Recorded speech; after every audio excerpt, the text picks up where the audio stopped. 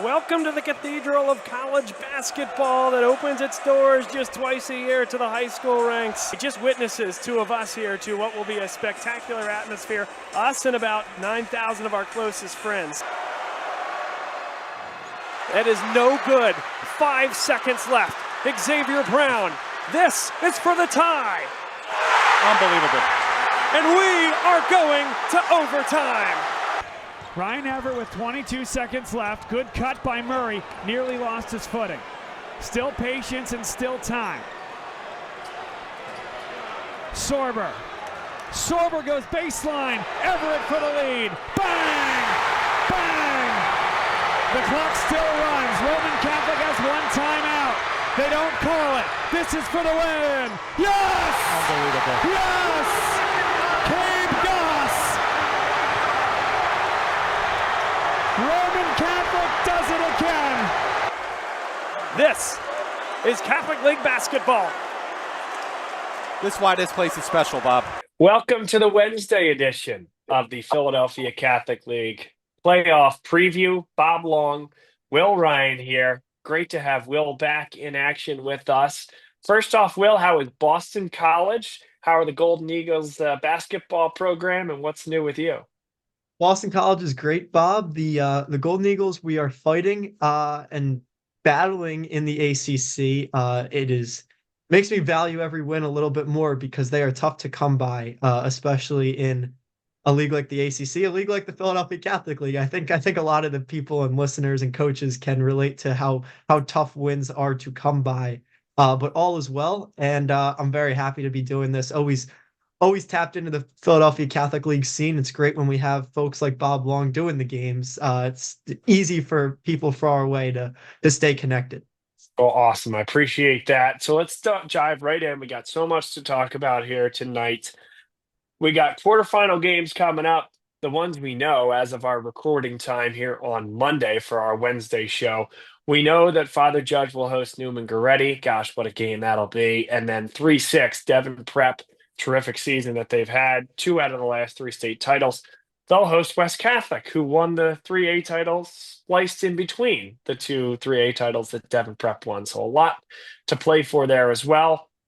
Our 2 seeds with the bye, or when we say the bye, the 2 seeds that don't know their opponent yet. St. Joe's Prep, the number 1 seed. Roman Catholic, the 2 seed. By the time this airs, you all will know who is playing who. We don't know that today.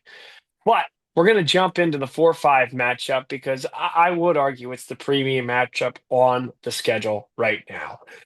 Father Judge, maybe the team that people expected to win the league coming in against Newman-Goretti, a team in Carl Aragale-led team. Carl has won more Catholic League titles than any head coach, second most PCL titles all time. And as you'll hear for when we talked to Chris Rowntree, he doesn't remember a time when Carl Aragale and the Saints did not get to the Palestra. So what do you think, Will? Big enough stakes that we just laid out? Absolutely. And you want to add on top of it, you got a great venue. I mean, in the Northeast, Father Judge, when you think about Philadelphia Catholic League playoff basketball, that place is built for it, right? And like you said earlier, this Father Judge team, if you talk to a lot of the media personalities going into the season, you say, hey, this could be the number 1 seed in the Philadelphia Catholic League. Well, they just beat the number 1 seed in the Philadelphia Catholic League to keep their PIAA 6A hopes alive. We'll get into that a little bit later. But this team is good enough to be a number 1 seed in the Philadelphia Catholic League. They have the guards to do it. They have a big fella to do it. A couple rocky steps, they end up falling to the 4 seed. I don't think anyone really wants to see them. This Newman-Goretti team, they saw him earlier this year. Father Judge handled business, scored a lot of points in that affair. That was on January 8th, though, early in the season. Newman was kind of stumbling early, found their feet later on. It's going to be a great contest, though, Bob. It really is. One of the favorites, front runners for the Philadelphia Catholic League MVP, maybe even 2 of them for Father Judge. Kavar Kennedy. But what originally came to mind is Derek Morton Rivera, leading scorer for that team. And that backcourt is so darn good. You'll see pre-recorded our interview with Chris Rowntree. He pushes back on the guard high moniker that we give them, Will. Remember that from last year? And Certainly. his his hiccup with it, if you will, was, well, you think about some of the great guards. There are other schools that have had better guards over time. Yeah, Chris, I know that. I'm talking about this group and how you're building the program right now. It's quite a compliment. And of course, St. Joe's Prep could make the claim that they're guard high, right? Roman Catholic historically has been guard high, Newman-Goretti. But it might just be Philadelphia guards in general that just can play at this level, can play at the next level. But I really like Father Judge's group of guards, is what I'm saying. Oh, I'm right there with you. Nazir Tyler is a really tough, gritty guard. And then you talked about Kavar Kennedy earlier. It feels like he's been playing in the Philadelphia Catholic League for as long as I can remember. And what he's so great at that's so beautiful in today's game is he's a pass first guard. I mean, the guy can score 20 points, no problem, no doubt about it. He had 23 against St. Joe's Prep in their last game. He had 11 assists too. I mean, he is the premier passer in the Philadelphia Catholic League, and he has the weapons around him to get involved. He's got the big fella in Everett Barnes, and then he's got Derek Morton Rivera, who's one of the best catch and shoot guys in the league. Not to box Derek Morton Rivera into that catch and shoot. He's 3-and-D. No, absolutely, he's an exceptional slasher as well. Has the rip drive in his game, but like he's got the weapons around him. He finds people, he gets them involved. And because you have to stay true on the shooters for Father Judge, and because there's so many weapons around him, he's able to attack at times as well. So Kavar Kennedy is the motor that gets everything going. I think without him, I don't know if Morton Rivera would be as successful, right? You've got a great guard feeding you all the time. Morton Rivera is exceptional, though. I mean, no doubt about it. The guy has the ability to go for 30. So they've got a ton of talent, Bob. There's no doubt about it. We said it earlier, right? For a 4 seed, it's about as much talent as you're going to find. But it's the Philadelphia Catholic League, right? The depth, specifically the parity this year, it's incredible. It's been great. It'll be a great game. I think you think about Stephon Ashley Wright, what he's been able to do, growing into a leadership role. They got some big guys as well, right? Keen Van Norden has come in and been a big part of things, right? This is just, it might not be your prototypical Newman-Goretti team, but guess what? It's a team in the top half of the standings playing its best basketball at the right time with that coaching staff, right? As much as Newman-Goretti may not want to see Father Judge doesn't want to see this Newman-Goretti team with how they have just taken off in the last 2 weeks from, are they going to make the playoffs, to who's going to beat these guys? No doubt about it. And you talked about Stephon Ashley Wright, Munchie, if you will. Mm-hmm. In their first matchup this year, Stephon Ashley Wright went for 34, and I would say he wasn't playing his best basketball at that point, right? He was 12 for 27, took a lot of shots. He's been playing great basketball of late.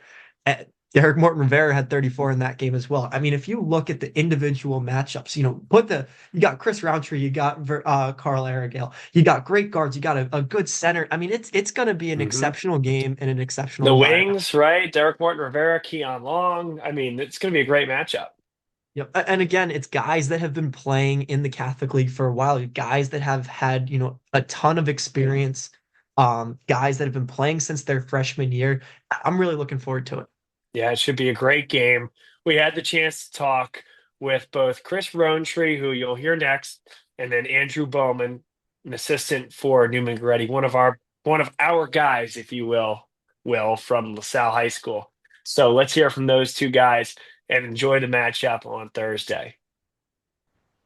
Chris Rowntree, head coach of the Father Judge Crusaders, is with us here, and he is sporting his apparel there. Looking good there, Chris.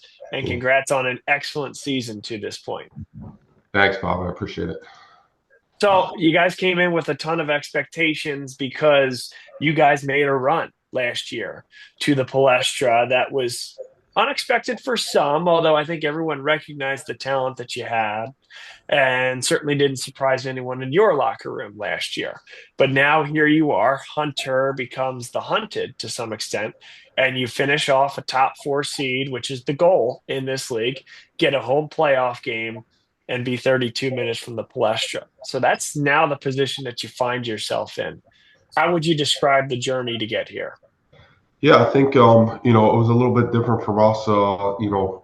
last year we were the underdog, and we made a really good run last year, and with our spring and our summer and our fall, on top of the run last year, we had a lot of expectations this year, but our only goal this year wasn't to get first place or second place or third. It was to get a home playoff game, and it's something.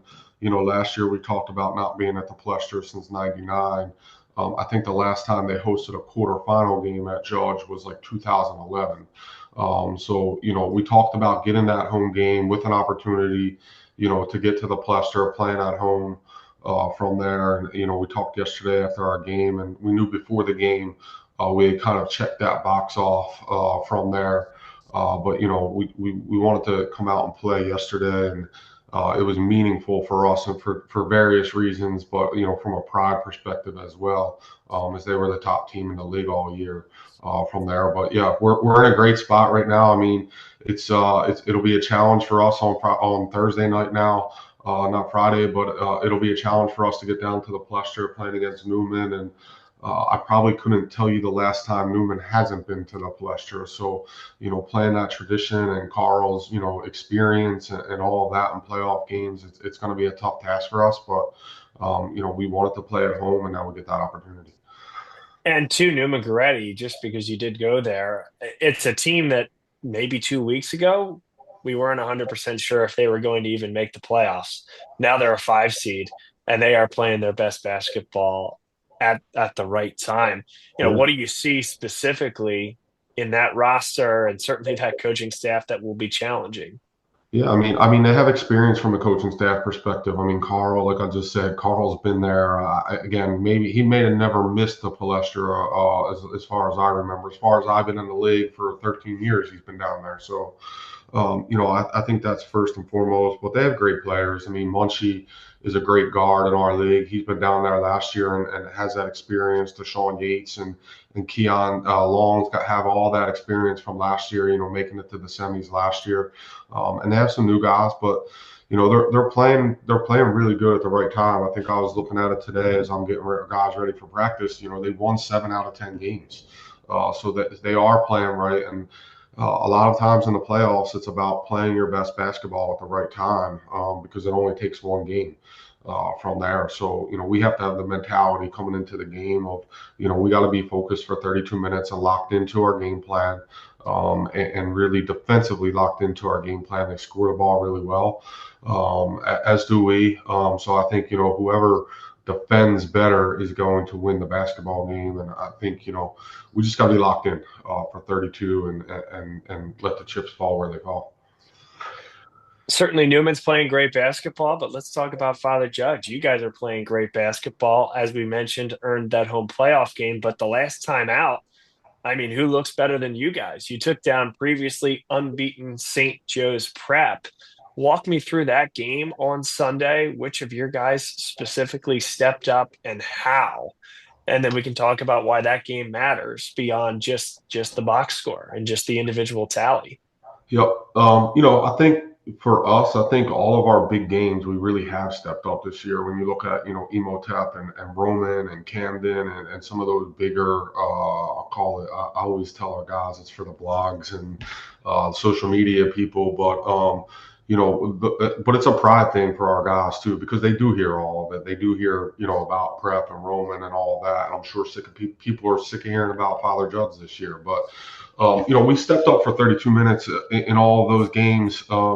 Yesterday in particular, Kavera was great in his floor game yesterday. I think he scored 22 points, I think, and Buddy had 12, or some people had him at 15, some people had him 12, some people had 9 assists, but he really defended yesterday.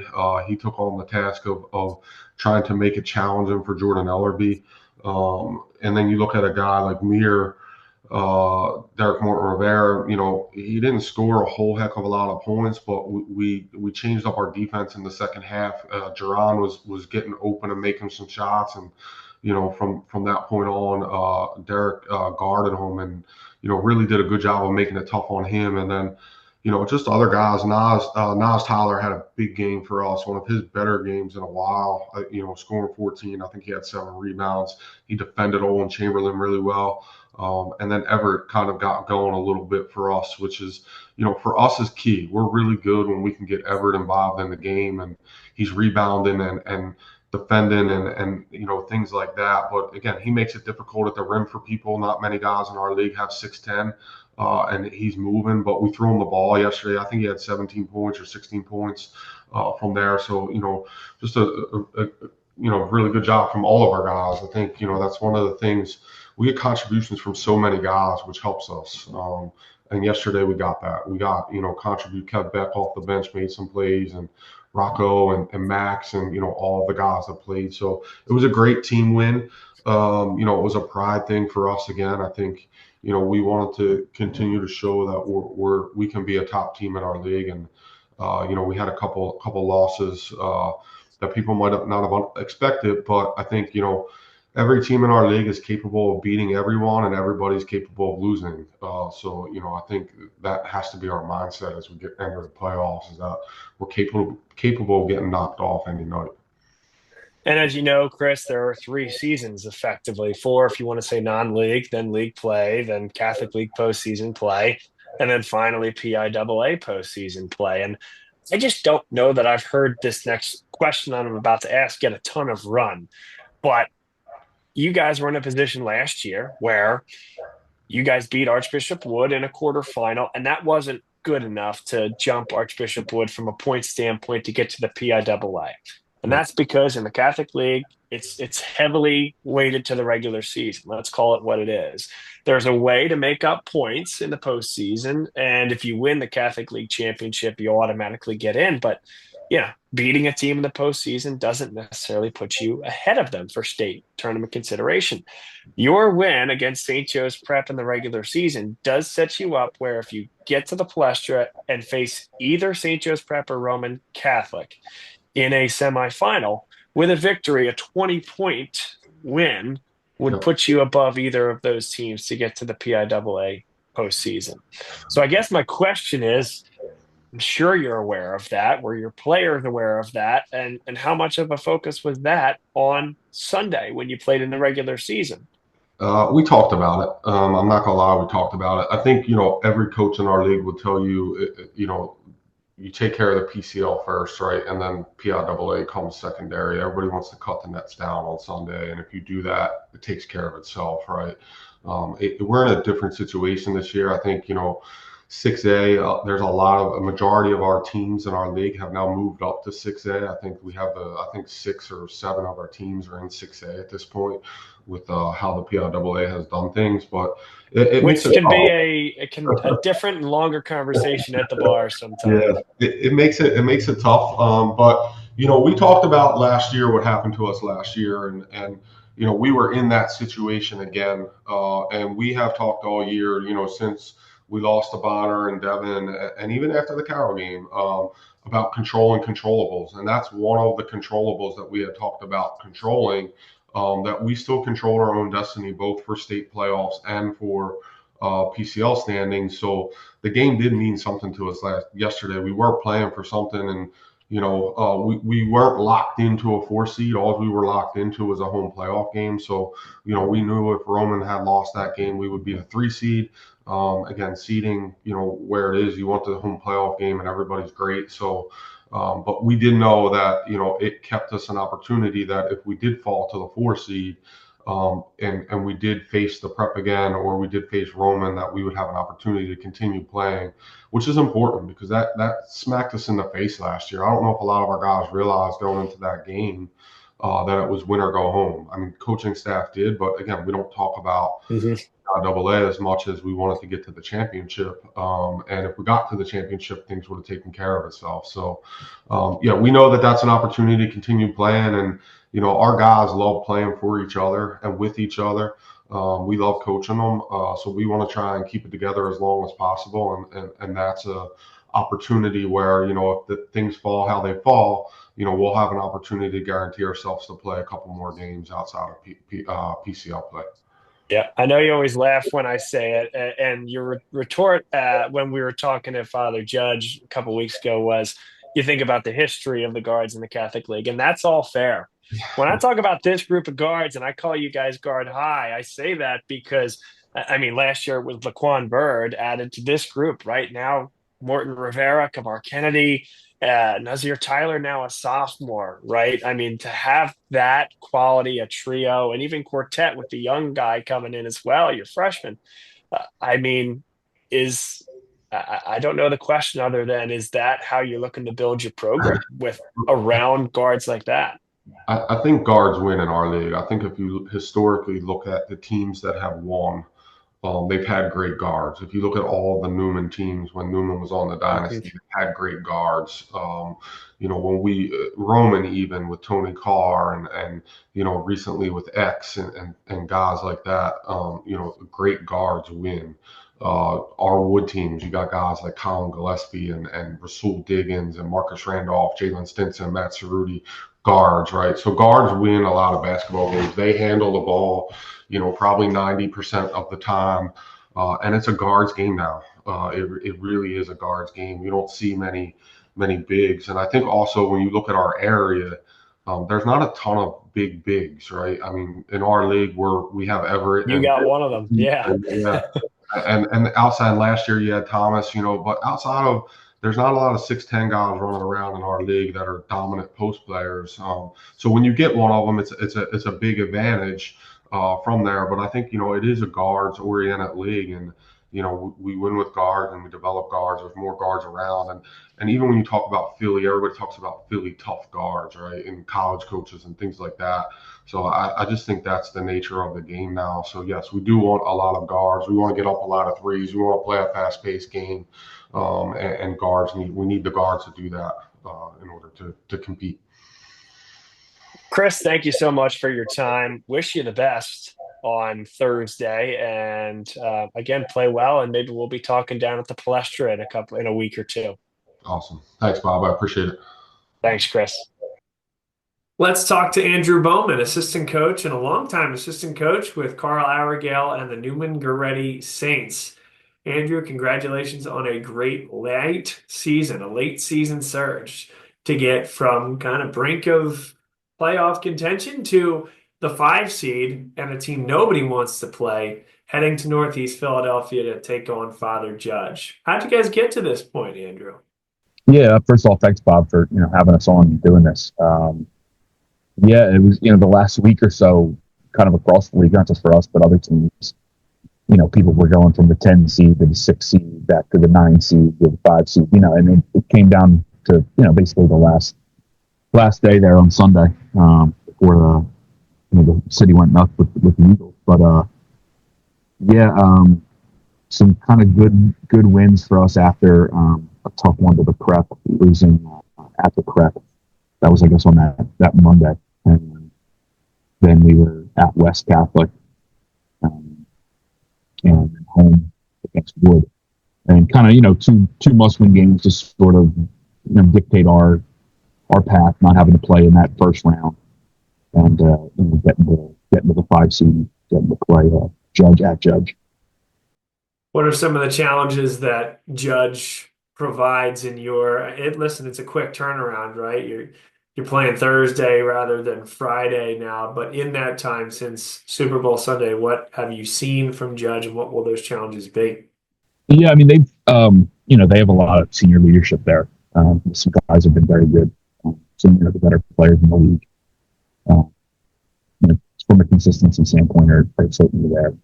Kennedy and Jay and Everett even and Miles Tyler. There's some good kids there. And we played them earlier in the year. We were probably both projected to hit 100 points at one point in time during the game. It was just up and down, swapping 3s, swapping 2s, stuff like that. And to have any success kind of there this week, we're gonna have to play better defense than what we did against them there last time. And we've been trending kind of in that right direction of how we started off the year. Some tough ones against LaSalle for the opener, and then Judge, and kind of sort of been piecing it together the last couple of weeks and getting a little tighter as a group and trying to get my identity back kind of a defensive first team. And one of the guys that really has played well in the last couple of weeks, I know you call him Al, Alassane Njai. What has he brought to the table, versatility wise, stat stuffing wise, that has made the difference in the last few weeks? Yeah, I mean, you pretty much roll the ball out, and it's almost like a guaranteed double-double for you, and it's going to be pretty efficient too. It was against I think Lansdale. He went 24 that day. Actually didn't have a lot of rebounds, but I think since then is averaging close to 22 points and like 12 rebounds. In the last 3 or 4 games for it, and like I said, on a pretty efficient shooting. I would assume over 70%. I think when we look at the stats there, but it's pretty good. And on his misses, he's probably grabbing his own rebound and putting it back out. Sometimes even getting the foul. Converting from the line for us too. But he's also a pretty smart kid. He kind of understands the game, sees things pretty well. Kind of that undersized big, but has some athleticism to him as well. Like we've had with success with like Lorenzo last year and Sultan, a couple years prior to that, kind of those like undersized big guys who kind of play and guard multiple positions. And he's been one of the top guys in the Catholic League over the last 2 weeks. Yeah, and right at the tail end there, I don't know if it's the earbuds, but kind of lost you right at the end. Heard most of that with Alassane, but maybe we'll switch to the back court and talk about Deshaun and Munchie and what they bring to the table. You think about Newman-Goretti, you think about great guards. What do those two do well? Oh, absolutely. Let me take my phones off. Is that better? Yeah, I think it is actually. Okay. Perfect. Thank you. Yeah, I mean, you'd be, remiss to talk about Newman without talking about guards, and Carl's kind of always had them. Munchie and Deshaun have been good for us this year. Obviously, we're excited we get them again next year too. But then being juniors, kind of been playing behind some of the guys we've had over the last few years. In Rob Wright, Kafik Myers, and even some of our guys going back further than that when they were freshmen. And they set the tone for us, set the pace for us. Having Cody in there in the mix too, kind of playing off the ball a little bit, shooting it at a pretty high clip at times for us helps. And and then Keon out there as well too, kind of that undersized wing / forward, but he's a senior and, a tough kid and, is able to do a lot of things for us defensively and offensively. So yeah, it's a good group. And, like you said, it kind of always starts with the guards, for Carl, and always has. We were talking to Chris Roundtree and he said, hey, yeah, we feel good about our team, but Newman coming in, right? I mean, who wants to see them? He thought that in his 13 years in the league that there was not a time where Carl and Newman-Goretti did not get to the Palestra. In the time since, I did a little bit of research. The last time was actually 7 years ago. So 6 straight times to the Palestra. It was a 2018 game against St. Joe's St. Joe's Prep. Yep. Yeah. Okay. Sounds like you remember. Sorry to rip off that wound, that scab there. But I mean, let's focus on getting there 6 straight times. What has it been about the team, the culture, the school, the staff, the players that has gotten you to that level of consistency? Yeah. It's kind of the same plan we kind of go in with every year. Carl certainly, knows what he's doing, knows what it takes to get there, knows it better than, anyone currently in the league. And you don't want to be playing your best basketball in December and, even in early January, and, a lot can change. Especially in Philly, we're a city of, what have you done for me lately kind of guys. You see it with all of our sports teams, and it trickles down to college and high school. And, everyone who was saying, we were out of it in the beginning of the year, wouldn't make the playoffs. And, now we, kind of snuck into the 5 seed, obviously, with a tough draw going to Judge. It's a tough place to play. Always has been, even when they, have had some down years, it's always a really tough place to play over there on Solly Avenue. And, excited for this week. I I would think we're going to see some sort of upset. It's not going to be, 1, 2, 3, and 4 going to the Palestra, which I guess I want to say rarely is. Maybe I'm wrong about that, but I feel like someone always usually slips up in there. And excited for the week. We got games tonight. We got snow. We got more games, and we got a parade. So it's going to be a fun Tuesday through Friday. It sure will be. And I'm really looking forward to that game on Thursday night. Again, we don't know exactly where we're going to be yet on Thursday, but if we do happen to see you there, looking forward to it. And if not, we'll be watching alongside with everyone else. So, Andrew Bowman, Newman-Goretti assistant. First off, did I miss anything that we should hit? No, I don't think so. I mean, a couple of the guys who come off the bench for us who, you'll see. Kane, who's a football player, but, is a very, very, competent basketball player as well, too, at, 6'7", 6'8", pretty explosive for us. We'll probably, you'll be watching them on TV, on Saturdays and stuff in college. And then EJ Stanton, who's a freshman for us, kind of like we've talked about a little bit earlier, just kind of next up in the line of, guards from South Philly. And, the kind of those 7 guys is who you'll see, come Thursday. Looking forward to it. Best of luck. And, Thank you. And we'll be following along throughout your postseason journey. Yep. Appreciate it, Bob. As always. Thank you. Thank you very much to Chris Rowntree and to Andrew Bowman for joining us. Now let's turn our attention to the 3 seed versus the 6 seed. Devon Prep, 2 state championships in the last 3 years. The thing that they were missing, Will, and still are missing, is that elusive trip to the Palestra. But they've also been elusive to them is hosting one of these quarterfinal games. They have never finished this high in the standings, with the exception of the COVID year, when only 4 teams qualified for Catholic League play. Newman-Goretti wasn't part of the picture. There were several. West Catholic, I think, even had an issue down the stretch. So this is full bore Catholic League in all its glory. All 14 teams, and Devon Prep finished 3rd. And we're in a tie for 2nd and 1 game out of 1st. That's really an incredible job there, I think, by Jason Fisher, quite frankly, athletic director and head basketball coach. Want to understand your thoughts on this Devon Prep team, and then we also have a lot to talk about with West Catholic. No doubt. This Devon Prep team, I was talking to somebody the other day, and we were talking about Zane Conlon. And it was like, man, Zane Conlon, just an incredible player. The first time that West Catholic and Devon Prep played, he had 24. And I said, this should surprise no one. I remember Zane Conlon going into his freshman year playing in this PW Spring League. This kid's been good forever. Like, there's not a shocker at all that Zane Conlon's a great player in the Philadelphia Catholic League. And that feels like it goes for everyone on this Devon Prep team. They've had guys that have been around. Reese Kraft, he's been a contributor for a number of years. Shane Doyle, I remember I was, 2 years back, he's face guarding Jaleel Bethea at Archbishop Wood. You've got, so many guys on this Devon Prep team that have experience in the Catholic League, have played big minutes in the Catholic League alongside the Lucas Orchards, alongside the Jason Holloways. They're a really, really good team, and it doesn't shock me at all how good they're playing. Well, we were having a conversation on the first night of Catholic League play. Do you happen to remember this?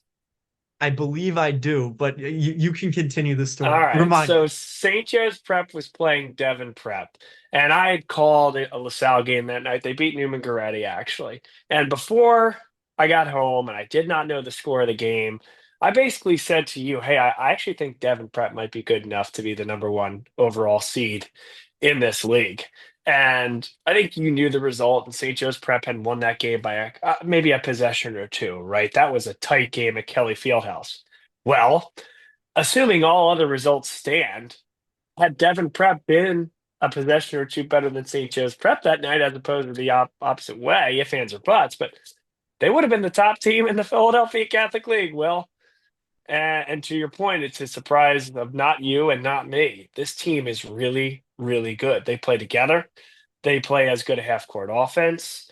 As you'll see, Shane Doyle is one of the best on-ball defenders in the Catholic League. I think we talked about it on Monday night show, but if I think that Joey O'Brien is the defensive player of the year in the Catholic League, I do feel that way. But in terms of on ball defense, at the top of the half court, there's not that many better than Shane Doyle. And you combine their team defense, their ability to score in multiple ways at multiple levels, and getting those two guys back, Calvin Smith, Mason Thier, that missed out on the PIAA postseason last year. This is as connected and balanced a team as there is in the Catholic League with that top end talent that you talked about. Zane Conlon, Reese Kraft going to play at Swarthmore next year. It's a terrific group. No doubt. And the other thing is you think about modern basketball, they 1 through 5 can knock down the three. They've got size. Reese Kraft and Zane Conlon are both big guys. They can, bang with you in the low block. They can play in the post. But they can also stretch the floor, and it really causes a lot of matchup issues, especially if you're giving the ball to Zane Conlon in the post. You're not helping off of Calvin Smith. You're not helping off of Mason Thier. Those guys can knock down 7 threes in a game. So it's really they present their disciplined style of basketball, their spacing, and their ability to knock down shots presents a nightmare for teams defensively. How about that venue as well?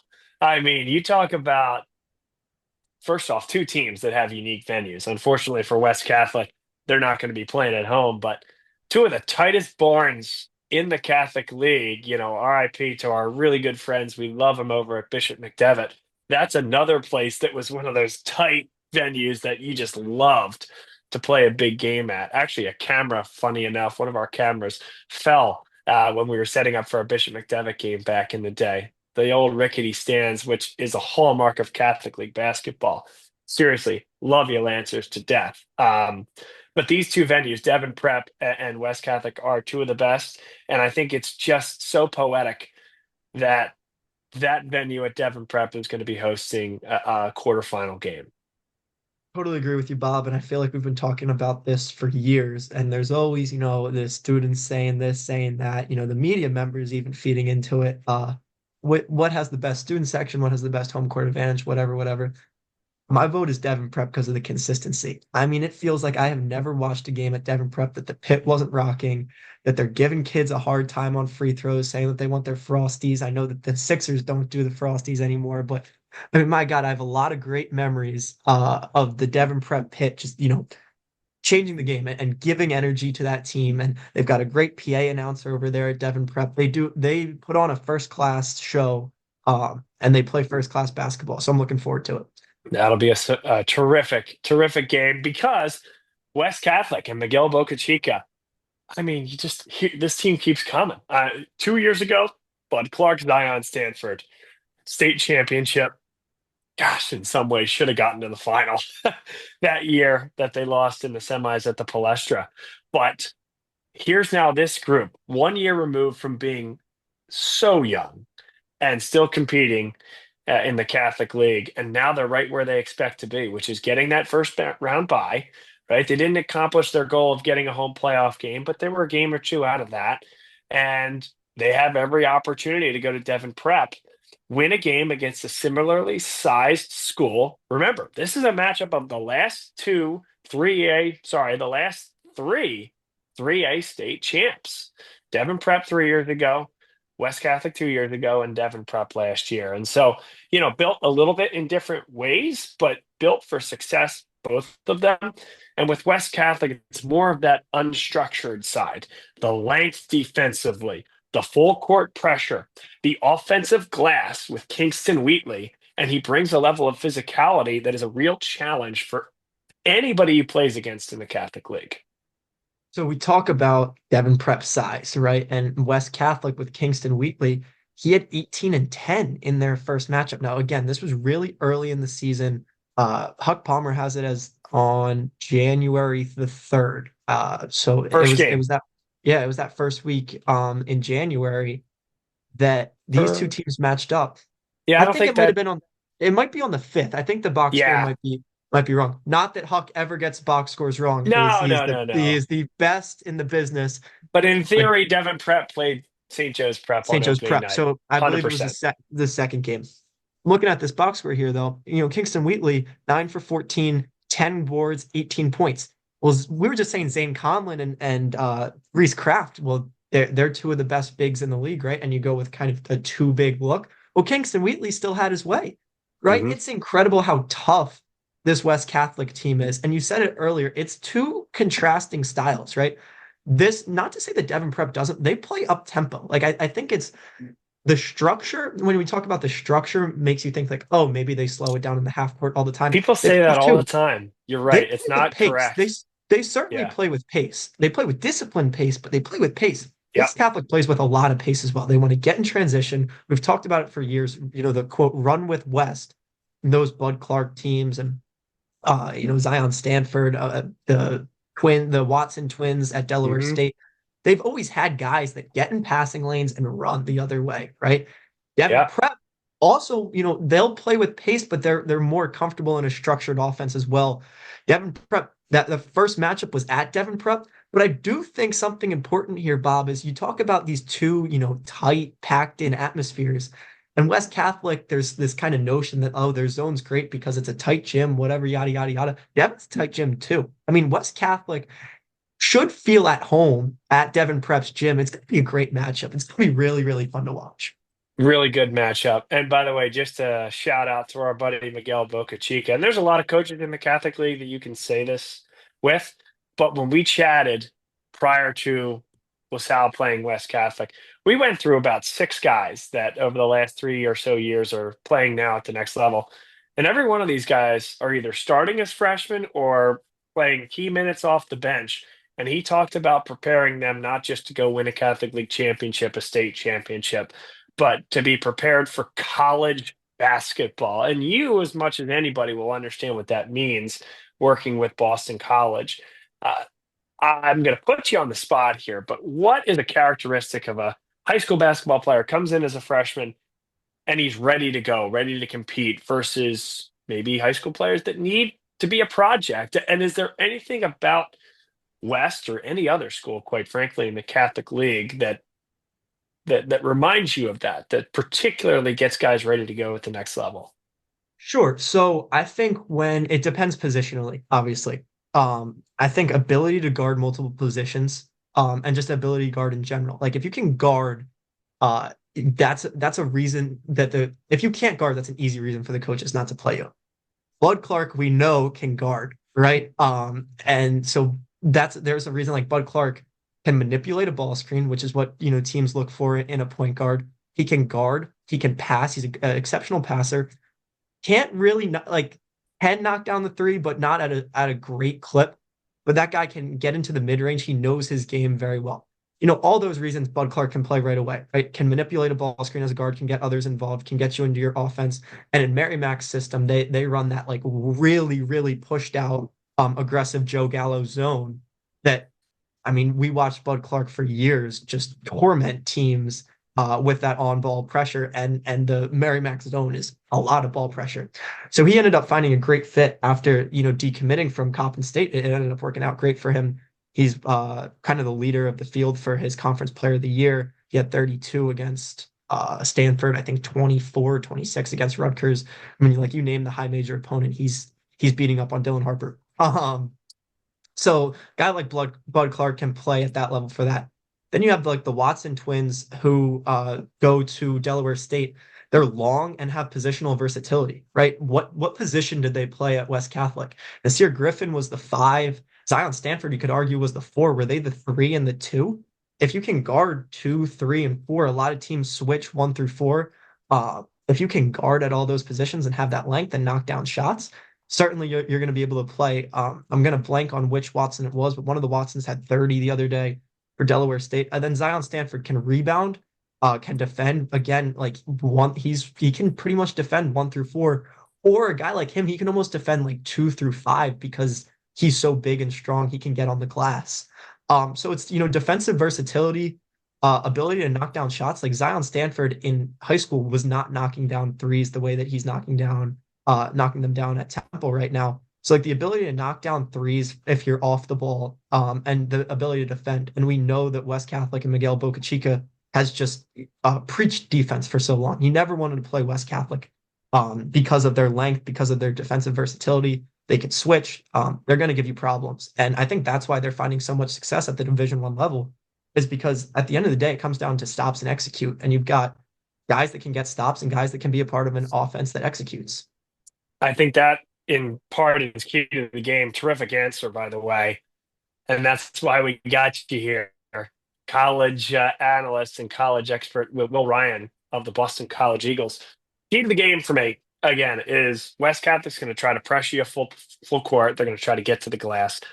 It's that against the efficiency of Devon Prep. Can they speed up Devon Prep? Not many teams have done it successfully this year, but you almost got to un-Devon Prep, if that makes any sense. Because when they get moving off the ball and they can get their passes and they can handle their backdoor cuts, they're going to be really successful. If you can make them hiccup, in the offensive half court and get them to turn the ball over, just like any really good team, you got to turn somebody over to have an upset. And I think that's what West Catholic is going to need to create some turnovers. And they're going to need to be efficient offensively, Will, because at times, the offense, I think it works really well in transition for West Catholic. They could be a little bit more efficient in the half court. They're going to be really dangerous in the Catholic League, and nobody's going to want to see them. No doubt. Agree on all fronts. So now let's send it to our two coaches here, Jason Fisher and Miguel Bocachica, to break down this game a little further. Great to have our next guest here, Jason Fisher, head coach and athletic director at Devon Prep, the number 3 seed in the Philadelphia Catholic League playoffs, state champs at the 3A level. 2 of the last 3 years. Jason, congratulations on a terrific season to this point, and we're sure looking forward to seeing what you guys do in the postseason. Thanks, Bob. Looking forward to it as well. Well, let's talk about your team then, because it is a group that seems to have been playing and meshing together for a long time. Reese Kraft, Zane Conlon, Shane Doyle kind of headline that, right? In terms of, at least for me, guys that I think about have come through the Devon Prep system start to finish and have been terrific. What is it about those 3 guys and really anyone else that you care to mention that has driven the culture of Devon Prep? I think it's the whole group. I don't know if there's any set group of guys. They're really good basketball players, but they're better people. So when you have good people, good families, and they buy in to the team mentality, good things tend to happen. And you can see that they're playing. They play for them each other more so than the name on the back of their shirt, which it's fun. It's fun to be a little part of it. It's fun to watch them grow and mature over the years, and looking forward to the next couple of weeks.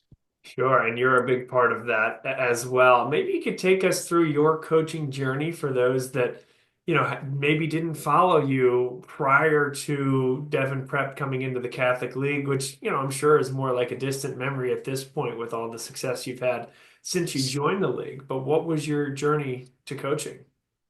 I started coaching at Holy Ghost Prep. I was Tony Chapman's JV coach for a long time, and then I became the head coach at Devon Prep 12 years ago, and I've been at Devon Prep ever since. So this is my first and only head coaching job at Devon.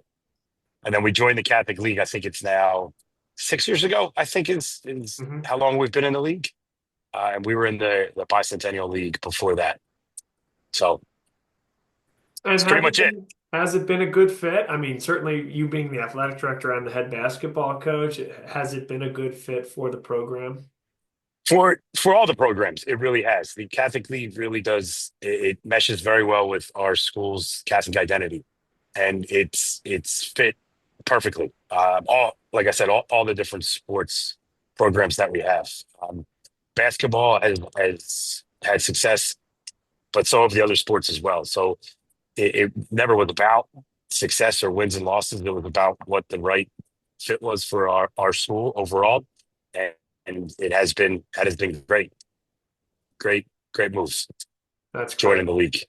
That's terrific. And the success that you've had in basketball and other sports, it has been terrific. Let's talk about this unit, right? And sure. You mentioned it's everybody. It's the whole group. And I couldn't agree more, because when you watch this team play, it feels like a group of guys that can defend, 1 through 4, 2 through 5, and can switch and can handle the ball, and 5 guys that can shoot the three on the floor at any given time. It's kind of where you see basketball going, at least my opinion, at the higher levels, is that versatility, positional awareness, ability to switch off. And I'm curious as to if that is something that you preach, call it regardless of your players, or are those the types of players that you look to go find? Or is that just simply what this personnel demands and how they play their best? That's a great question. I don't each year. I mean, you've followed us for a couple of years, different, and we don't have a set offensive or defensive philosophy necessarily, and we just try and build the teams based off of the personnel that we have. But one of the things we do stress is that if these players want to be able to play at the next level, they need to be able to do everything. They need to be able to play all 5 positions, handle the ball, defend all 5 positions, whether they're quote unquote the small guy or the big guy, and that you see that with this group. That they can do that. They can all handle the ball. They can all step out and shoot the ball if it's required. They can all play inside. They can all do all those things, which makes it very difficult to guard and to attack. And so it's something that I guess we've always been preaching, is that you need to be able to do everything on the floor. You're not just a jump shooter or a defender. You need to be able to have all of those skills. But this group, they really, I guess, have taken that to heart, and they do that really well. All of that really well. Yeah, I completely agree. I'll say this, the matchup, 3-6, Yep, taking on a good West Catholic team, I find sure. it fascinating in so many ways. Not the least of which, though, Jason, is that you're looking at the last 3 years of 3A state champions. You guys 3 years ago, right? Yep. And West Catholic 2 years ago, and then you guys again last year. Have you gotten to, whether it's gotten to know Miguel or gotten to know anybody on the West Catholic side, is there anything to, hey, we're 2 schools on the smaller side of the Catholic League. We've had a lot of statewide success. I'm not even sure the exact question I'm asking you, but is there any kind of solidarity in that regard? Um, no, not necessarily. I mean, we're teams in the Catholic League, so there is a solidarity in that regard. Like when you get outside of the league and across the state, but no matter who we would have played in this game, it was always going to be an absolute war. All these teams are so good, so talented, so well coached. So there's never going to be an easy game. So in that regard, the matchup really doesn't matter. It was it's going to be now a Thursday evening game to go to the Palestra. So it was never going to be easy. So we're looking forward to it. It is state chance for AAA playing against each other, which I guess in some circles will make it a little more interesting. But regardless of that, it's for a spot to go to the Palestra. So it'll be both teams will be ready to play, giving everything they possibly have, leaving it all on the floor. And what would that mean, right? 6 years since you guys came into the Catholic League. I think this is a tired trope, so I'll say it once and be done with it, right? But folks didn't expect Devon Prep to be successful in this league, at least initially, right? Some of the people you asked, and you guys have clearly proven that wrong. And then some, 2 state titles later and hosting a quarterfinal playoff game. One win away from, potentially being the #1 overall seed. But what would that mean to take that step for the program of playing on that Palestra floor, being in the Final Four? Um, yeah, I don't know. I don't know if we've necessarily looked at it like that. I think Yeah. like you and I have talked for years. It's always about like the next, like getting just that little bit better and growing. And obviously playing there will be an awesome opportunity, but I don't know what it would mean for the program, to be honest. I don't know. I hope that people at this point watch us play and realize we can play basketball. And Yep. if we win the game on Thursday night, we still can play basketball. But if we lose the game on Thursday night, we still can play basketball. I'd say it never really does come down to one game as far as your growth goes as a program or as an individual. It's more like the aggregate of all of those little things. So I don't think it necessarily will mean that much for the program, or I don't think if we get there, and I don't know if it'll mean less if we don't. Right. It's just constantly trying to get better. I mean, I hope that makes sense a little bit. Like, obviously, we'd be disappointed if we don't win the game. We'd be happy if we do win the game, but I don't know if It's not a either way, it's like, oh, referendum. Yeah, it's not a right. referendum on your program, and I would agree completely. Yeah. Yeah, yeah. Like, it's not like, oh, we've quote unquote made it, or oh, we're a failure if we don't. It's just it is another little step forward in growing one way or the other. Really, if True. we don't win, we got to go back and figure out why we didn't and fix it and move on. If we do, we still got to do the same process. Really. So yeah, I know that's kind of a roundabout way, and maybe not the answer you were looking for, but it's just No. kind of the way we look at things. I'll just add on and say I think it's exactly the answer, right? It's how you take it day by day.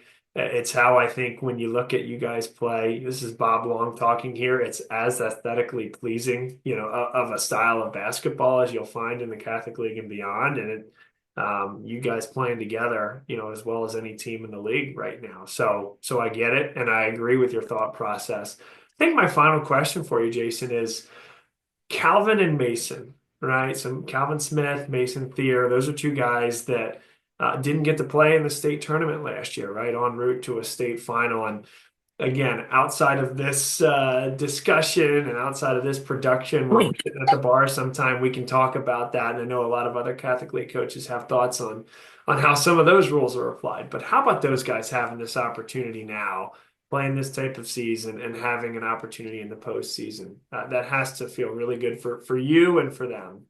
Yeah, I mean, for those guys to do what they did last year and come to practice every day and work so hard and just be a positive influence when they know they're not going to get on the floor, it I, I'm very happy for them to be able to have this opportunity, and whatever happens in the district and state playoffs, it yeah, I mean, I'm happy for all the guys to be able to go through the Catholic League season like they did, and and be where we are with the opportunities that they have. So it was a lot last year for sure. But they persevered, and I think they're better for it. In all honesty, like, I think they're better. They value it more now that they went through that, as opposed to not having to go through that. If that makes sense. Yeah, absolutely. Absolutely. We're looking forward to the game. We're looking forward to following you guys in your postseason run, even beyond Catholic League play. And I appreciate your generosity of your time, not just today, but throughout the season. We appreciate it all, man. Yeah, of course. Thank you, and good luck. Good luck today. Enjoy the game. Are you televising it or covering it today? Yes, yes. And by the time people are hearing this, that Oh, game will be sorry. final. No, it's okay. It's great. But yes, that 8-9 game, LaSalle hosting Archbishop Bryan, will be live on Bob Long Sports. And for folks watching this in live premiere mode, you can go back and watch that game on Bob Long Sports. But yeah, There you we're go. looking forward to it, Jason. And then we'll be somewhere on Friday or Thursday as well, kind of TBD there. We'll see how it all goes. All right. Well, that sounds great. I'll talk to you soon, Bob. Thanks, Jason. Appreciate you. Miguel Boca Chica. Don't call him Saquon Barkley. Look at that jersey with the big win in the big game for the Eagles. First off, Miguel, how about the Philadelphia Eagles just dominating on Sunday? Yeah, that was great to watch. They look prepared. They look hungry. It's really a team that Philadelphia can really be proud of. The way they play, the grit, the toughness. So it was fun to watch. It was fun to watch, and certainly some lessons to take about resiliency and playing together, and lessons that I'm sure you are teaching your guys after a 7-6 season, a first round bye in the Philadelphia Catholic League playoffs. Congratulations on that, by the way. Keeping it general, high level, what allowed this team, which again is still fairly young, to be so successful this year and win some of the big games that you did, not the least of which was the finale against Bonner Prendergast to earn that first round bye? Yeah. I mean, we play a lot of basketball. We play a lot of competitive basketball. It's like a no games off type of thing here, the way we set up our non-league schedule. So we've played a lot of competitive basketball, and, in the Catholic League, you want to get a top 6 seed so that it's one game to get into the big house.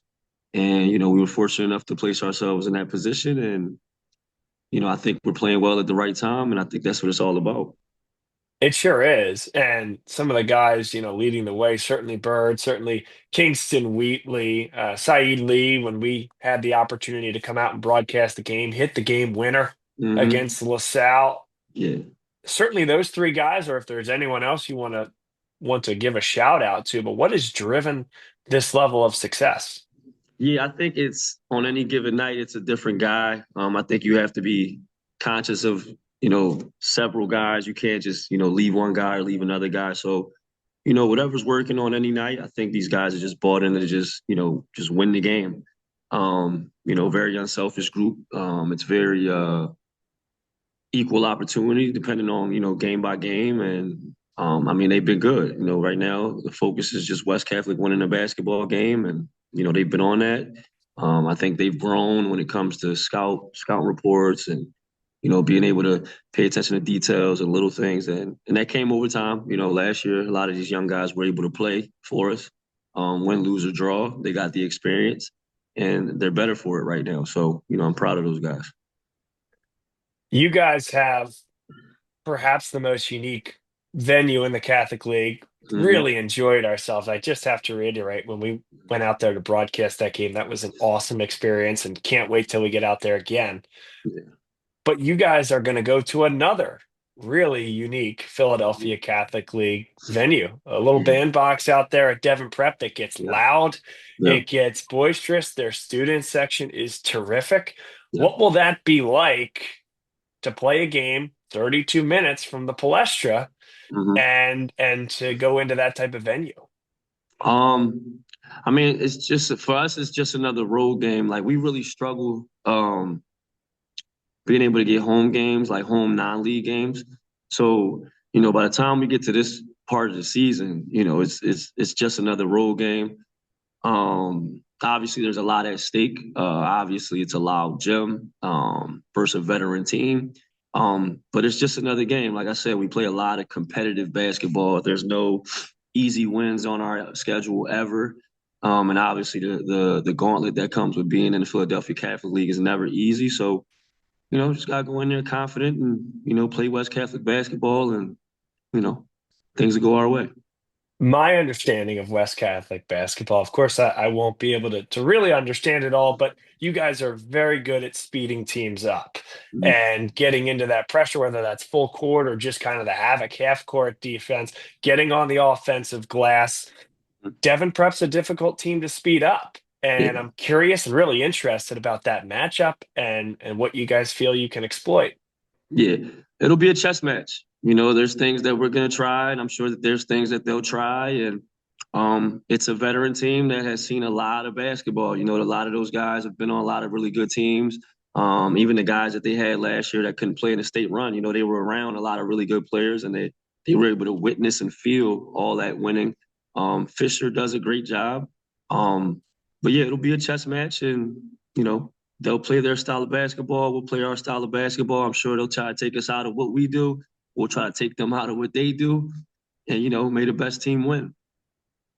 The success that your guys and especially your recent alums have had at the college level Yeah. is really impressive. I know it's something that you're very proud of. We've talked Mhm. about it in the past, and guys that are ready to compete for starting roles, key roles on the teams when they step on campus. If you could put that into a nutshell, what do you think is the secret sauce of playing for you, playing at West Catholic, that gets these guys, the Zion Stanfords, the Bud Clarks of the world, and there are many others, Yeah. ready to go when they step on a college campus? First for us, there's never no shortcuts. You could be the best player on my team. You can be the least talented kid on my team. You're gonna get coached hard, and we're gonna hold you to a standard. But I think just again playing so much competitive basketball, and then just never taking days off when it comes to being super competitive in our gym. Like, we can be 10-0, and we could be coming into a practice off being 10-0, and it'll be like we're 0-10 and we're trying to fight for a win, as far as like how we're trying to practice and how we're trying to go, through the day by day. Those dudes get held accountable. we don't necessarily hold them accountable to like a high school basketball player standard. We kind of reach for the stars and kind of hold them to that college level type of standard where, it's there's no nonsense. You don't get many chances at that level. A lot of kids get sent home these days. The NIL is a different monster. Like, college has become like a sink or swim type of thing. Like, we'll take you if you can swim, but if you're gonna sink when you get here, we can't take you. So, I just think it's great that now we got examples of it. When I first got here, we didn't have many examples of like, yo, if you do X, Y, and Z, then you'll be successful at that level. Now we have examples. All those guys come back to games. All those guys stay in contact with the current guys in our group chat. It's been great. It's been great. We have especially, at least my alumni, the alumni that I've had, since I've been here, all those guys stay connected and, you know, it's been great. It's just been great. Super What will proud. those messages look like this week? Again, these are alums that have played at the Palestra multiple times Yeah, in yeah, certain cases. What are they telling you guys? I'll say it again. You're 32 minutes from the yeah. Palestra, as is Devon Prep. What are your alums telling you guys and their former teammates coming into the game? I mean, a lot of the same things I would tell them. Play extremely hard, share the basketball, be coachable, be a good teammate. Like that's who we try to be day to day in a nutshell. But yeah, for me, I think our alumni would just love to see our guys go in there and just compete as hard as you possibly can. And when you do that, you live with what happens. One of the things that we always like to talk about on these shows and our broadcasts is it's basketball, it's the student athletes, it's the young men excelling athletically, but it is academics, it's the institutions themselves. And again, when I went out to see West Catholic, it seems like the school is in a terrific place. Mm-hmm. And I wanted to get your thoughts on that, right? And what's driving that, and something about the school that we may not know. I mean, we just get a lot of support from upstairs. Our administration is great. Our principal is great. Our president is great. Our athletic director is great. They really support athletics. It wasn't when I first came around, like it was crickets in that gym. And I mean, you know how I coach, and you can really just hear me. As time has gone on, that place has gotten louder and louder, and more people have showed up. And I just think we have a style and people like to watch us play because of how hard we play, how hard we compete. But we get a lot of support from the people upstairs. They allow our kids to be, who they are. They allow me to, be who I am, and they know how much I love the kids. And it's way deeper than basketball. We do study hall. The kids have every resource possible to be successful academically. Um, and it's just a one day at a time type of thing, and everybody's on the same page as far as just trying to push these kids through and make sure that they're ready for college. And once we push them through our door, it's the real world these days. So everybody's on the same page. We're trying to make sure that we just push them out the door, prepare for life and prepare for the next thing. And it's been a joy, and I'm blessed to be at West Catholic and to have all the support that I have. Well, great job with what you've been doing. I think my favorite, or one of my favorite factoids, is that you're what now, the fourth or fifth longest tenured coach in the Catholic League. So It's keep crazy. doing what you're doing. It's great. Sixth seed in the Catholic League, Mhm. also the top Philadelphia Catholic League 3A team when you get to the state playoffs. So a lot of basketball ahead of you, Miguel. A Best lot of of basketball. luck. And Yep. we're going to be following you very closely along the way. I appreciate you. Thank you so much. All right. Take care. All right. Thanks so much to all four of those coaches for getting us started here. Will Ryan, Bob Long, let's get into Roman Catholic St. Joe's Prep, giving you the keys to the car in whatever order you want to get us started. Yeah, let's look at St. Joe's Prep first. I think that this is a team that we're really familiar with. You look at Olin Chamberlain, you look at Jaron McKee, look at Jordan Ellerby. Will Lesovitz has contributed, and then the newcomer Makai Robertson, excuse me. But that core of Olin, um, Jaron, and Jordan, I feel like we've seen them for years and years and years. They're great. Their guards are incredible. they with Mackay can get on the glass. Will Lesovitz gives them some spacing to shoot the three ball. And Jaron's obviously one of the best shooters there is. They are incredibly hard to guard. They've got three and a half Division I players. They're really well coached. Jason Harrigan is as good as it gets, and I'm really excited to watch the St. Joe's Prep team as they get their matchup and then continue into the quarterfinals.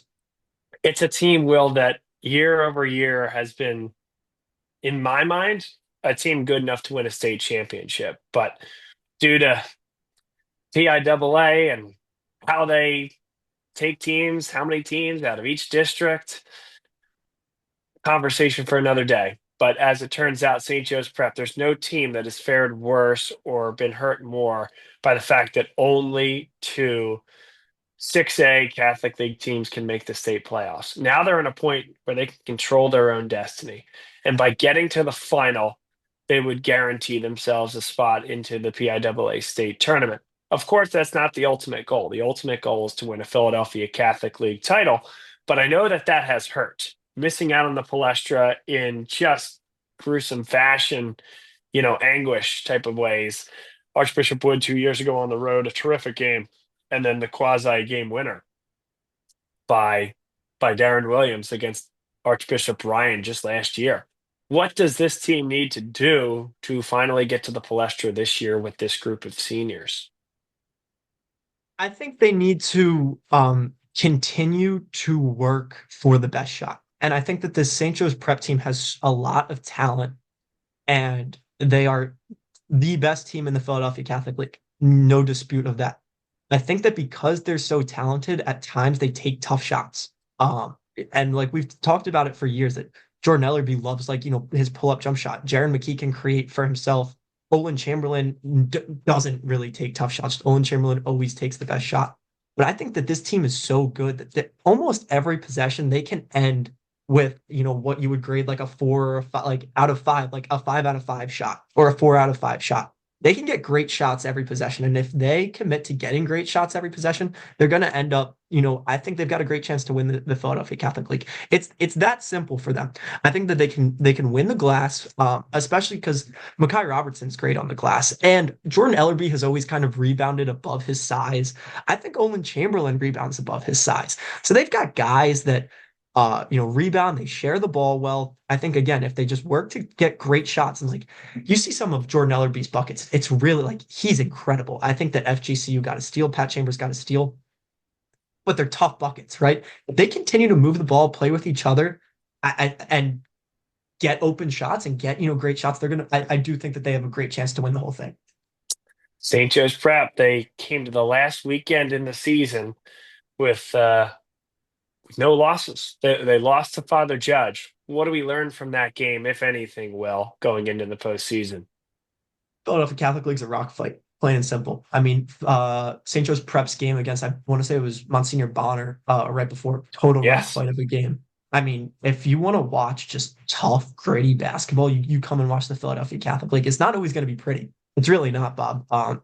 You've got a lot of talent, but my God, these guys are out there. They're running to the fight. They're coming to play.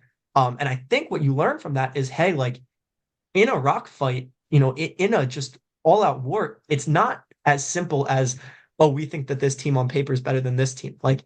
It's who's going to win the 50-50 balls. It's who's knocking down shots on that day. And it's who's winning the rebounding battle, right? If you're turning the ball over, there's so many things that in a fight, in a just total rock fight of a game, things can go one way or the other. So while I think that St. Joe's Prep has the team to get it done, to win to hoist the hubcap at the Palestra, it's not that simple. It's never that simple. Jason Harrigan, our guest, next here on the preview show. Let's send it to him. Jason Harrigan, the head coach of the number 1 overall seed in the Philadelphia Catholic League, the St. Joe's Prep Hawks.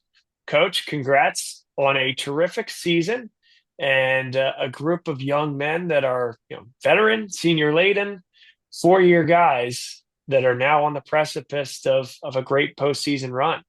How has the year gone? How have you felt about this particular group?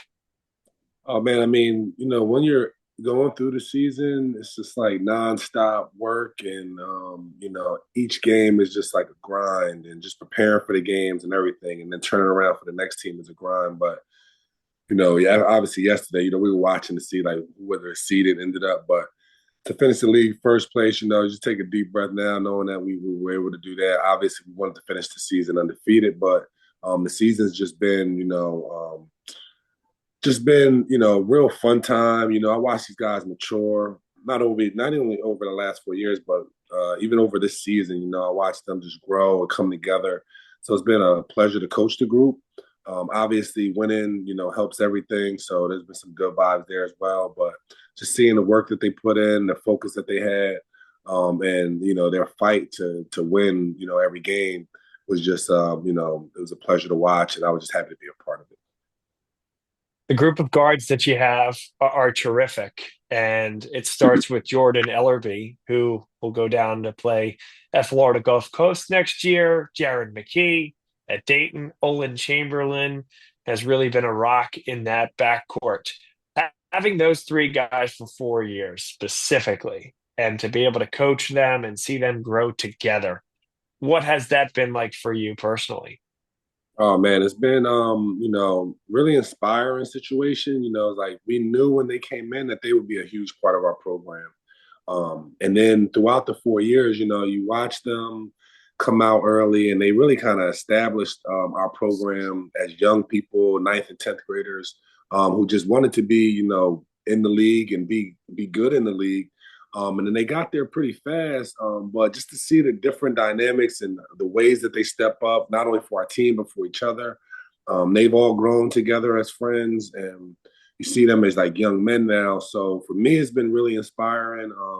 It's been, it helped me grow as a coach because, when you have these guys for 4 years, you don't realize that they're growing the same time. So you're not dealing with the same kid every day. Like they're starting to mature and they have different ideas, and they're having different experiences. So for me, it's just been fun to watch. I learned a lot from it, and they're also like model students and ambassadors for the school and such. So just to see them mature, really establish precedent for the program and get us at this point. It's been really inspiring. That's the backcourt pretty well covered. Think about the front court, Makai Robertson, certainly just giving you length more so in the wing position. Will Lesovitz is a guy as well that I'd like to talk about because of his unselfishness and his willingness to play, let's call it what it is, in some ways out of position and going up against the opposition big. Was there a preseason moment over the summer or something where you said to Will, hey, this is what we need out of you. This is what we need to be successful. And what was his reaction in that moment? I don't think it was preseason. I think when Will first came in as a freshman, we identified him really quick that he would be, a big part of our team. Ever since he stepped on the court with our guys, I've always told them all that, this kid is tough. He's just got some naturally tough instincts. Throughout the summer, when we realized, what our lineups would look like and such, we didn't really have to have much of a conversation because, he kind of just got thrust into it and he's willing to do anything for his team. So we'll step right in there without a whole lot of, pep talk or anything like that. Obviously, offensively, he plays away from the basket and he's a guard, but defensively, for him to just go in there and fight every night, he puts his body on the line. He's been, just a real rock for our team. Every game, never shying away. He's battling some really really good big men too. So and much bigger than him, but he's been really really really good for us. And I think that our team just really appreciates the effort that he puts out on a night in night out basis. They know like from boxing out and rebounding to defending the rim, all those things are not his natural position, but he's willing to do it and he does it like he's been doing it forever. So hats off to him, and we couldn't be here without him. Let's turn back to the offensive side of the ball because you teased it there, right? About how Will and basically everyone else plays out and away from the basket in that guard type position. I'm sure as a coach, it's, hey, you're mapping an offense based upon the personnel that you have. And that's why you guys are terrific coaches in the Catholic League and beyond. But a 5-out or a 4-out offense. Is that generally speaking how you like to see offenses run, or is that specific to this personnel group? Yeah, so I always start with coaching towards strengths. So wherever I'm coaching, I'm gonna just play towards your strengths. You know, it just kind of just came based off the personnel that we had, and just trying to get the most out of each kid, put them in the best positions for them to be successful. That's kind of how it worked out for us. So we do some different things each year. Each team is different. So with this team, we have the luxury of having 5 guards who can all dribble, pass, and shoot. They all can make shots. They all can drive the ball, kick it. They all are really pretty much good athletes. So for me, I look at it as a luxury. Obviously, sometimes when we play some of these bigger guys, we're at a disadvantage in that way. But I think that we also, we pose some disadvantages for the other team as well. The Palestra, the Mecca, the cathedral of college basketball, and of course, the biggest high school venue, certainly in Pennsylvania and beyond, for what the Catholic League is, what it means, and the history that has taken place there. This is a group that's been close each of the last few years, and you'll have a point where you're hosting a playoff game. You'll be 32 minutes from the Palestra. What does that mean to this group, and what will it take to take that next step and get to the Palestra?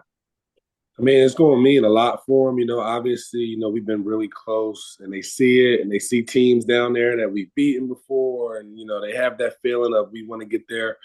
So we know what's at stake. We know, it's going to take 32 minutes of everything we got: resilience, togetherness, playing as hard as possible, playing smart. We know that these games are. Last year we basically lost on a buzzer beater to Ryan. These games are very pivotal, and each possession matters. I think that it's going to be a culmination of your season, typically. The things that you've been through, been able to persevere throughout the season, and fall back on some of those things that you've done well. So I think our guys will be really ready for the game on Thursday. I guess we're going to be playing, but they're excited about that. They were excited about this season, but now that we've seen everybody, we know what we have to do to kind of get ready for this next game. Not sure who it's going to be against yet, but really excited to play, and it's the opportunity to make it to the Palestra. This probably is not something, Jason, that's top of mind for you, but if you'll indulge me in terms of what comes after, right, the Palestra and after the Catholic League tournament. Now, it's all very much up in the air, right? Father Judge is within 2 regular season games. Roman Catholic is within 1 regular season game. Both of those teams also 6A clubs, and only 2 of those 3 will get into the state tournament. So, an opportunity for you guys in this group to advance to the state tournament for the first time since they've been here. What would that mean? And is there any discussion at this point about that, even though it's not, hey, the next game on the schedule? Yeah, so I mean, that's something that we're all aware of. I think in this league, the coaches and players, everybody does such a good job. Everybody knows what's going on. So, we've been that third team out for the last couple of years, where we got 3 of the best teams in the state, and 1 team has to miss out. We don't want to be that team anymore. So it would mean a whole lot. We think that it's going to end up having to come down to who wins at the Palestra. So our focus is on that, but it's something that we're aware of it. But at the end of the day, we definitely believe that ultimately you got to control your own fate, and winning the games that's in front of you is the most important thing. Well, I wish you guys the best. Perhaps we'll see you on Thursday, depending upon the results of Tuesday's game, which I guess by the time this airs, we will know one way or the other, but we don't now.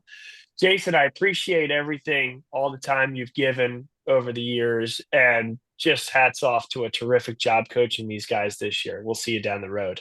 Absolutely. And I appreciate everything that you do. You do a great job with this league.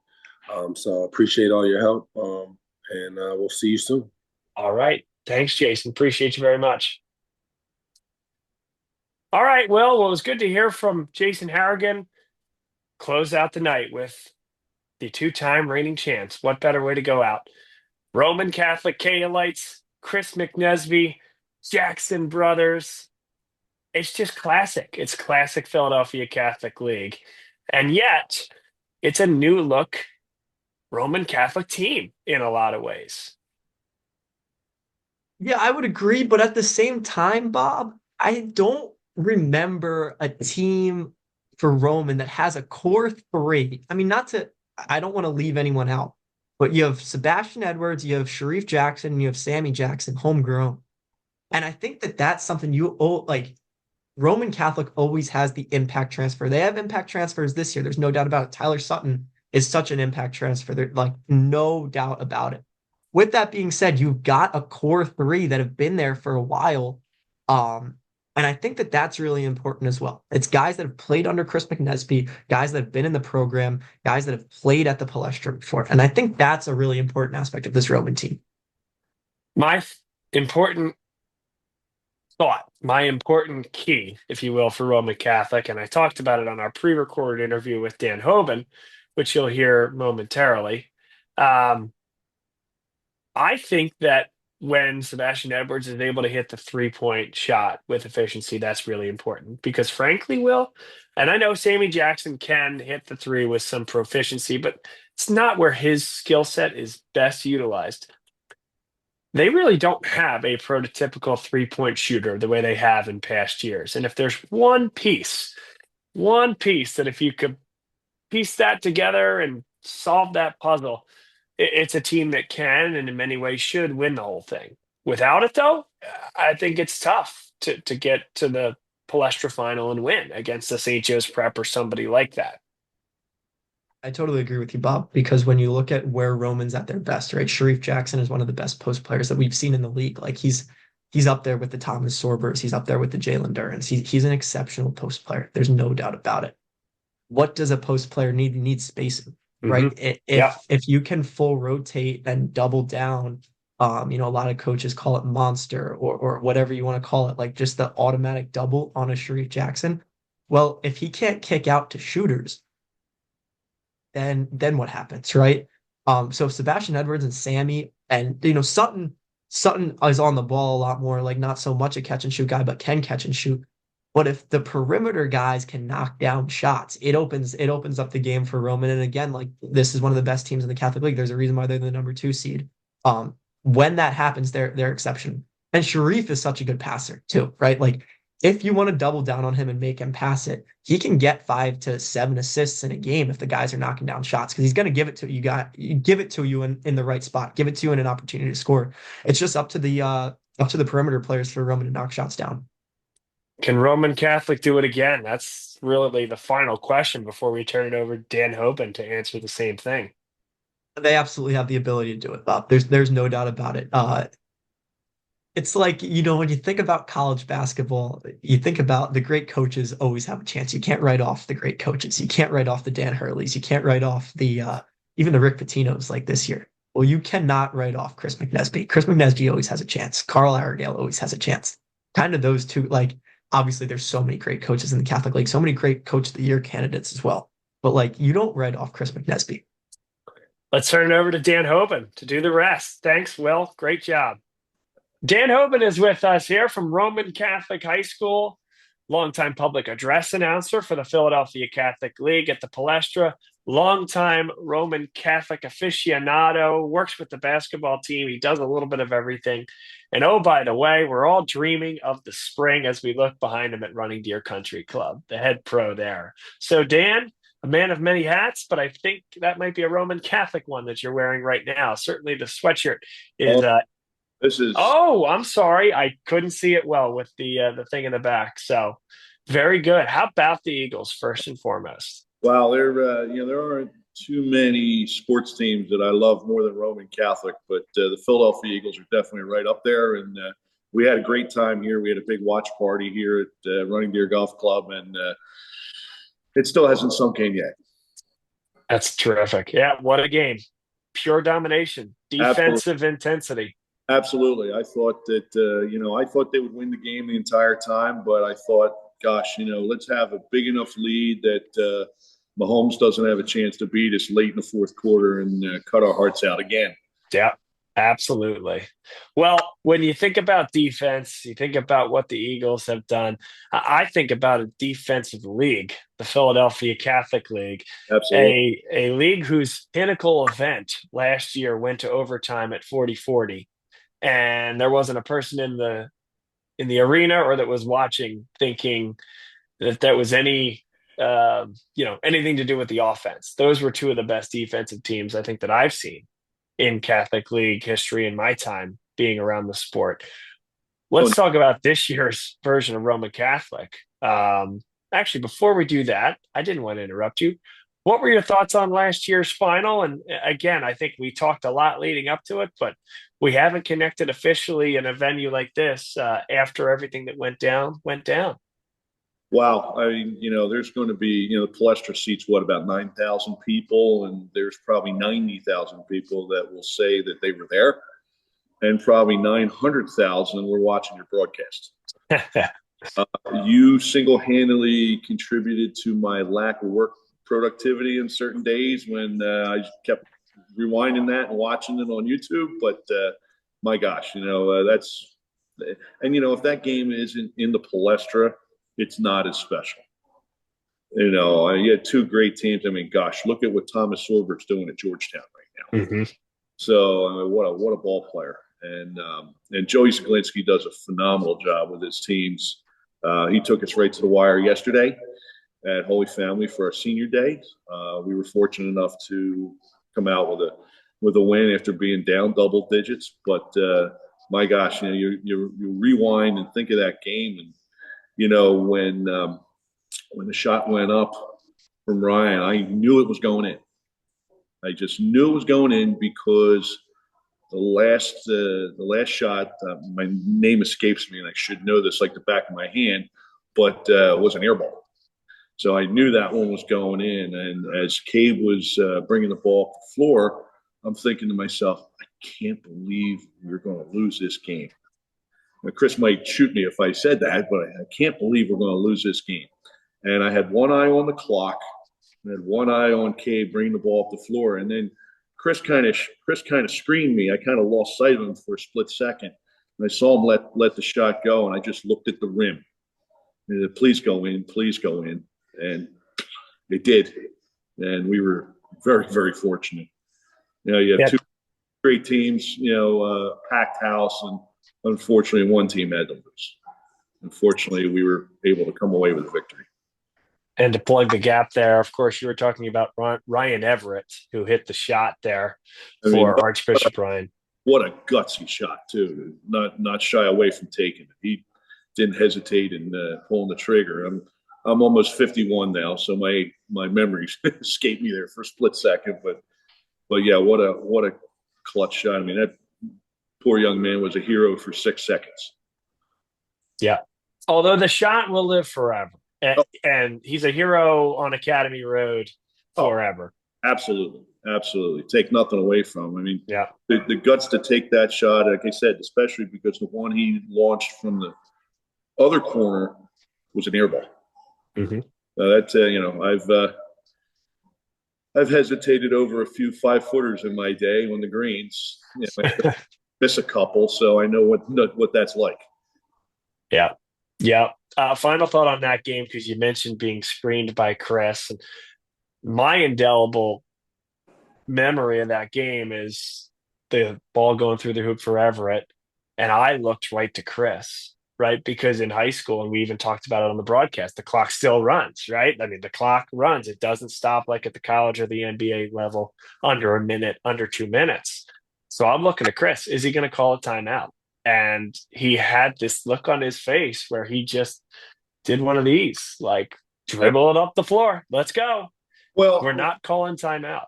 I remember a situation similar to that the year we talked about it at the football playoff when we beat Bonner in the last second when Lynn Greer held the ball for the last minute. Earlier in that season, we were in a situation, ironically, against Bonner where we had the ball down 1, I believe, and we took a timeout. Matt Griffin called timeout, and Bonner set up a really good defense, and we didn't get a good look. So I distinctly remember talking to the coaches about after that. We're holding the ball for the last shot. Lynn's yo-yoing the ball up top, and Matt Griffin actually asked Bill Gobig, our assistant coach. He said, "Are we calling timeout here?" And Coach Bill said, "We are not calling timeout. We're going to let this play out." So, I mean, often if you burn a timeout there, the other team can set up a defense. So, yeah. And you talked about Joe Zaglinski earlier in this conversation about what a tactician he is. We've talked about it on the show here even tonight. And yes, he would have had something dialed up, wouldn't he have? Oh, absolutely. And I have a picture at home of the shot, and I swear to you, Tom Sorber missed blocking that shot by this much. Mm-hmm. I mean, football's not the only game of inches, but that'll live in my memory forever. Absolutely. Well, I'm glad we went down that road. It's good, quite frankly, to put the context on what we're doing here in this preview show. That's what it's going to lead to this year for somebody. And that's the best part about it. It's the best time of the year. But this year's group, Roman Catholic, a lot different than each of the last 2 years, two-time defending champions in the Catholic League, but a much different team this year. And maybe you can take us through some of those differences. Well, I mean, for the difference, we were pretty senior heavy last year, with Cape Goss and those guys, and they obviously got the job done. But we're a little much younger this year. I mean, obviously Sharif Jackson is our captain; he's our leader, heading to Lafayette next year.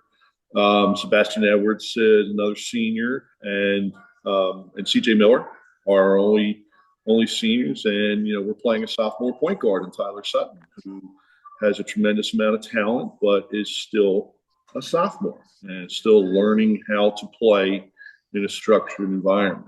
And the sky's the limit for him. But I like to think how he goes is how we go. But the thing about the Catholic League this year, 1 through 10, anyone can beat anyone. And I think we've seen that with with some of the scores this year. So whoever comes out of it, Tuesday night and then Friday night, every night's going to be a war. And every game this season is a war. Without any shadow of a doubt. And this year's group, you talked about last time Roman played, right? Had to come back against an Archbishop Bryan team who's very talented, but deep in those standings, right? Playing in a play-in game.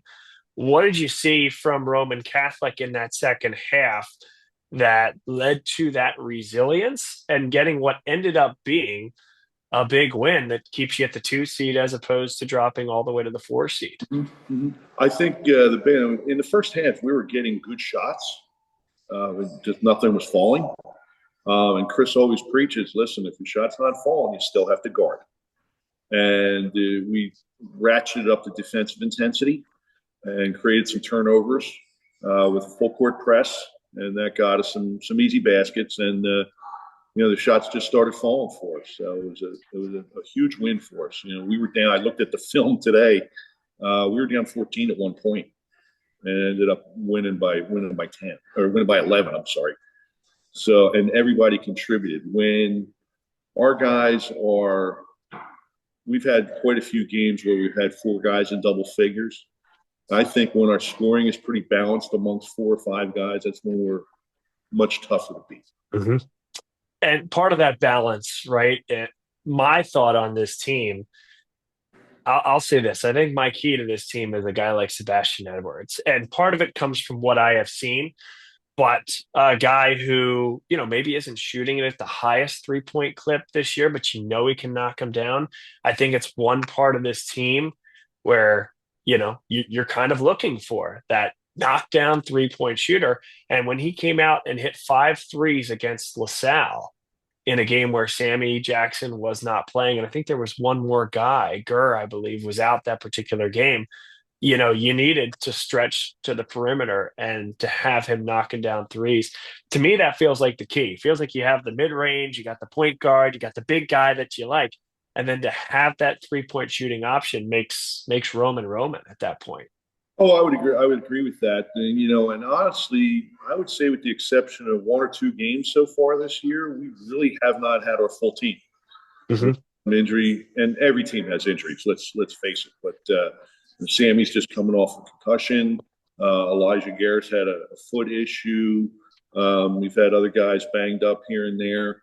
So, it's not an excuse, but what it has done for us is it's gotten good minutes for Samad Robinson, who was big for us in our win over Devon Prep in double overtime. Even Tony Carr's younger brother, Derek, had some big minutes in the LaSalle game, and a big three that kind of changed the momentum for us in that second half of the LaSalle game. So it's given minutes to some younger guys to get that experience. So hopefully when everybody comes back and is healthy, we're that much stronger and that much deeper. Roman Catholic, the Kaolites, 34 Catholic League championships in their history, including the last two. What do you think it'll take in a nutshell to make it 3 straight? And by the way, be the team that actually can complete the three-peat, because as your hat so eloquently states, Kansas City couldn't do it.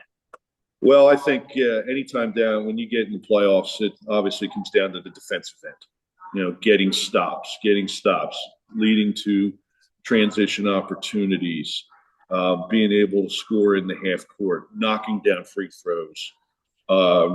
Obviously, defensive rebounding, everybody, not just relying on Sharif Jackson to haul in every rebound. I think that's going to be the key for us. But like I said earlier, it's why the Catholic League is the best league in the state of Pennsylvania, and I would venture to say top 5 in the country, that every night out you have to bring it. And if you don't, it's going to be a very unhappy ending.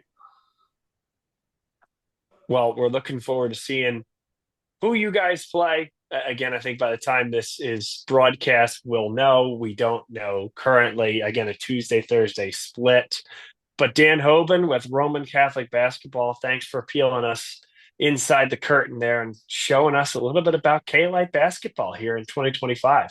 We certainly appreciate everything you do for high school sports. The days of Ted Solari and all the high school coverage that we used to have isn't there anymore. And, obviously everybody at Roman and all throughout the Catholic League is grateful for everything you do to give these kids the exposure that they certainly deserve. Well, thanks, Dan. It's a pleasure, labor of love, and thank you. We'll see you real soon, I'm sure. Absolutely. Welcome to the Cathedral of College Basketball that opens its doors just twice a year to the high school ranks. It just witnesses 2 of us here to what will be a spectacular atmosphere, us and about 9,000 of our closest friends. That is no good. 5 seconds left. Xavier Brown, this is for the tie. Unbelievable. And we are going to overtime. Ryan Everett with 22 seconds left. Good cut by Murray. Nearly lost his footing. Still patience and still time. Sorber. Sorber goes baseline. Everett for the lead. Bang! Bang! The clock still runs. Roman Catholic has 1 timeout. They don't call it. This is for the win. Yes! Unbelievable. Yes! Cabe Goss. Roman Catholic does it again. This is Catholic League basketball. This is why this place is special, Bob.